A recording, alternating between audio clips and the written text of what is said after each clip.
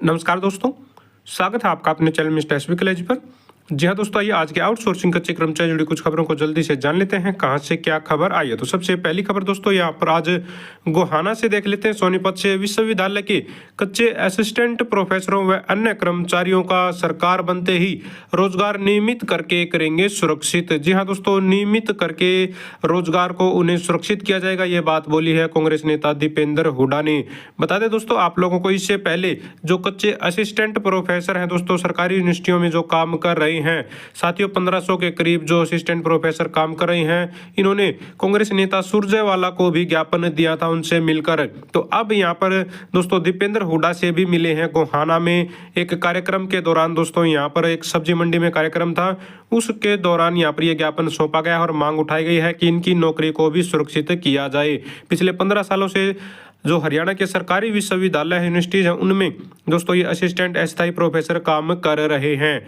यहाँ पर कांग्रेस नेता ने कहा कि 1,40,000 कच्चे कर्मचारियों के रोजगार को सुरक्षित किया जाएगा, उनके भविष्य को सुरक्षित किया जाएगा अगर ये सरकार में आते हैं। इसके बाद यहाँ पर दोस्तों देख लेते हैं अगली खबर। साथियों यमुनानगर से अपडेट है, आंगनबाड़ी वर्करों का मानदेय बढ़ाने की घोषणा तो हुई लेकिन उलझन ये है कि लाभ मिलेगा या नहीं मिलेगा। जी हाँ, आंगनबाड़ी वर्करों का दोस्तों जो मानदेय बढ़ाने की घोषणा है सरकार ने यानी कि मुख्यमंत्री साहब ने की थी आचार संहिता लगने से 2 दिन पहले। तो जिस प्रकार दोस्तों कच्चे कर्मचारियों के साथ 1,20,000 कच्चे कर्मचारियों के साथ सरकार खेल रही है, ठीक उसी प्रकार से यहाँ पर आंगनबाड़ी वर्करों के साथ भी हुआ है।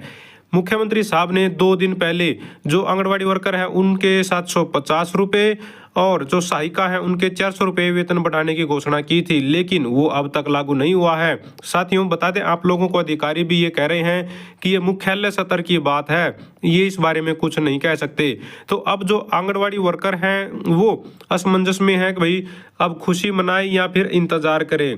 भाई घोषणा तो हो गई लेकिन लागू अब तक ये नहीं हुई है। तो यहाँ पर कुछ इसी तरह की बातें देखने में आ रही हैं। यहाँ पर बताया गया है आचार संहिता लगने से 2 दिन पहले घोषणा अब तक लागू नहीं हुई है, इसे लेकर वर्कर उलझन में है। इस बारे में विभाग के जो जिलाधिकारी हैं जानकारी ही नहीं है, वे मामला मुख्यालय से जुड़ा हुआ बता रहे हैं। मानदेय बढ़ने की घोषणा के बाद भी जिले की 1,500 के लगभग आंगनबाड़ी वर्कर और इतनी ही सहायिकाएं खुशी नहीं मना पा रही हैं। वर्करों का कहना है कि खुशी केवल इस बात की है कि सीएम साहब ने मानदेय बढ़ाने की बात की। आचार संहिता लगने से 2 दिन पहले पानीपत में यह घोषणा सीएम साहब ने की थी। इसे अमल में विभाग लाएगा या नहीं लाएगा, इसे लेकर कोई स्पष्टीकरण नहीं दे रहा है। तो आप लोग देख पाएंगे जिस प्रकार से 1,20,000 कर्मचारियों के साथ खेला गया है उसी प्रकार से आंगनबाड़ी वर्करों के साथ भी खेला गया है। यानी कि यहाँ पर घोषणाएं हो गई हैं लेकिन लागू हो पा रही हैं नहीं हो पा रही हैं, इसकी जवाबदेही किसी की नहीं है। 10 साल तक सरकार में रही है दोस्तों भाजपा, यानी कि 10 साल कम नहीं होते हैं। और अब जब आचार संहिता लग रही है तो 2 दिन पहले किसी की 1 सप्ताह पहले घोषणाएं की जा रही है, ये बहुत ही दुखद बात है। तो कर्मचारियों को यहाँ पर असमंजस में छोड़कर जाया गया है, सरकार इलेक्शन में चली गई है कर्मचारियों को यहाँ पर पसोपेश में डालकर। और कमाल की बात तो ये है 2018 में प्रधानमंत्री नरेंद्र मोदी ने 1,500 रुपये आंगनबाड़ी वर्कर और 750 रुपये दोस्तों जो सहायिका को वेतन बढ़ाने की बात बोली थी, लेकिन ये तो लागू नहीं हुआ।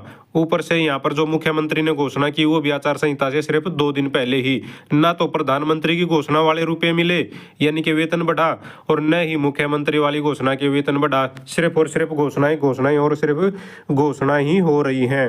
10 साल तक इस सत्ता में रहने के बाद भी अगर इलेक्शन से 2-2 दिन पहले घोषणा करनी पड़ रही है तो यहाँ पर ये सत्ता की नाकामी झलक रही है। साथियों अगर ये इतनी ही सीरियस होते कर्मचारियों की मांगों को लेकर तो 10 साल कम नहीं होते किसी भी सरकार के लिए। आगे बढ़ते यहाँ पर देख लीजिए कैथल से अपडेट है, मल्टीपर्पज वर्कर यूनियन ने सेवा स्थायी व समय पर वेतन देने की मांग की है। जी हाँ दोस्तों, यहाँ पर मल्टीपर्पज वर्कर ने भी समय पर सैलरी देने और यहाँ पर दोस्तों इनकी नौकरी को सुरक्षित करने की मांग को लेकर गतिविधियों को दोस्तों तेज कर दिया है। इनका कहना है कि बीते 6 वर्ष से लगातार जो है ये दर की ठोकरें खा रही हैं। सरकार हर साल किसी नए व्यक्ति को ठेका दे देती है, न तो इन्हें समय पर अपनी तनख्वाह मिल पाती है, मानदेय के भी इनको लाले पड़े रहते हैं। साथियों बता दें आप लोगों को, मल्टी पर्पस जो वर्कर यूनियन है वो अब जो है अपनी गतिविधियां तेज कर रही है। हालांकि यहाँ पर इन्होंने बताया है कि पिछले 9 महीने का बकाया वेतन शीघ्र इनका जारी किया जाए, यानी कि इनका 9 महीने का वेतन नहीं मिला है। सरकार कितने बड़े बड़े दावे कर रही है आप लोग सोच सकते हैं, और 9 महीने तक यहाँ पर कर्मचारियों को वेतन नहीं मिल पा रहा है। तो 9 महीने कम नहीं होते हैं। 9 महीने तक बगैर वेतन के काम करना आज के टाइम में सोच कर देखिए तो कल्पना में ही यहाँ पर आप लोग डर जाएंगे। इसके बाद यहाँ पर देख लेते हैं अगली खबर। हरियाणा स्कूल शिक्षा परियोजना परिषद में लगे 683 IOLM को 3 माह से नहीं मिला है वेतन। तो इनको दोस्तों 3 महीने से वेतन नहीं मिला है। जो स्कूल शिक्षा परियोजना परिषद के तहत लगे हुए हैं करीब 683 इन्फॉर्मेशन कम ऑफिस कम लाइब्रेरी मैनेजर हैं दोस्तों ये।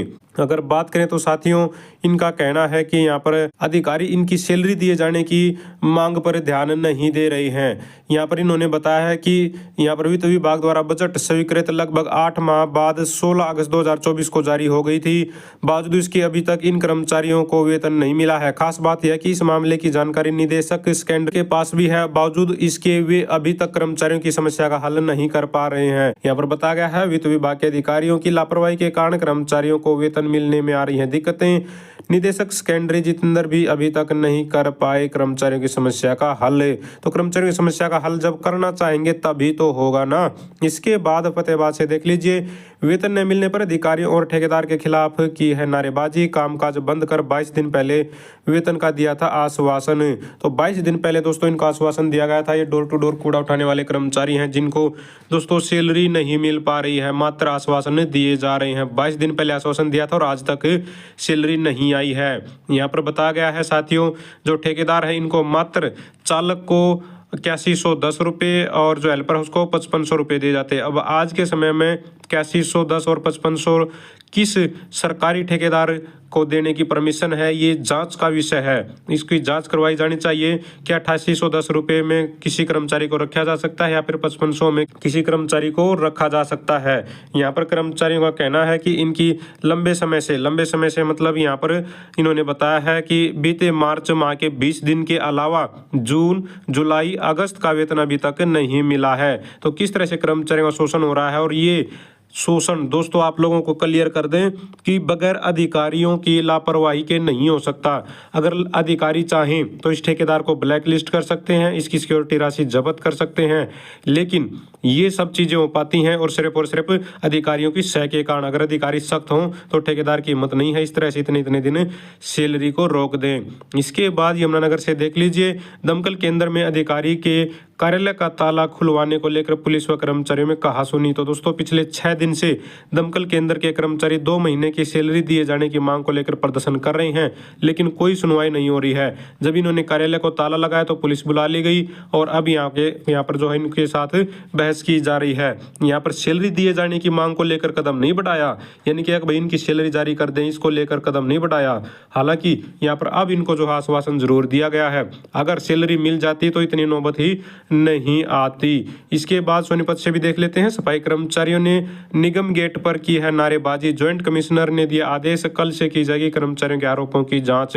तो साथियों यहाँ पर जो कर्मचारी हैं ठेकेदार के थ्रू काम कर रहे हैं, इनको पे रोल पर लिए जाने कर्मचारियों की दोस्तों लिस्ट बननी थी, यानी कि किन कर्मचारियों को पे रोल पर लेना है। लेकिन इस लिस्ट में भ्रष्टाचार का आरोप लगा रहे हैं कर्मचारी, भाई ये लिस्ट है जो इसी गलत तरीके से बनाई गई है। तो इसकी जांच किए जाने की मांग कर रहे हैं कर्मचारी और इन्हीं मांगों को लेकर 3 दिन से दोस्तों प्रदर्शन कर रहे हैं। तो अब इनको आश्वासन दिया गया है कि इसकी जांच की जाएगी। तो दोस्तों ये थी सारी की सारी आज की आउटसोर्सिंग कच्चे कर्मचारी जुड़ी खबरें। अगर आप भी चाहते हैं हरियाणा में एजुकेशन से रिलेटेड कच्चे कर्मचारी जुड़ी खबरें समय पर पाना तो चैनल को जरूर सब्सक्राइब करें, वीडियो को लाइक करें, दोस्तों के साथ शेयर करें। Thank you very much.